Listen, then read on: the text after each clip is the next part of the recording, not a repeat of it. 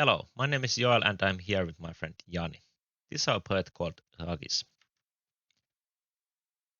This is our project in brief. When there's a new security incident, security analyst manually starts the investigation going through the previous incidents, previous logs, and try to detect if there's any suspicious or malicious activity done by the actor. And then classifies the incident either true or false positive. Our project Ragis will help security analysts to classify the incident, and it uses component materials such as user details and previously closed incidents as a background and makes the prediction based on those.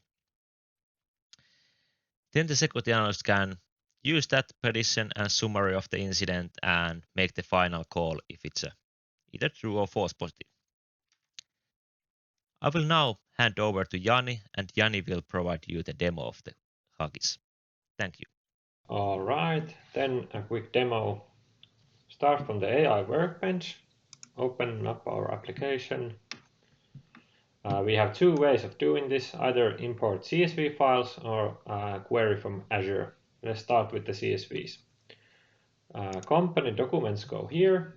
We use user information and previously closed incidents. Initiate a vector database with the documents, wait for thumbs up, there we go. Then the file we want to analyze, it's incident number 23 this time. This is supposed to be a false positive. Let's see. Sometimes this takes a while. We are using models in the cloud, so yeah, wait for this output to generate. There we go, classified as false positive as it was supposed to be. All right, then the other way, straight from Azure. We need our log analytics workspace ID. I got it here. Then select what documents we want, then query them from Azure, wait for thumbs up. There we go. Then we search for new alerts. We got a list here. Let's go with 49. This is supposed to be a true positive this time. Let's see. And there we go, true positive.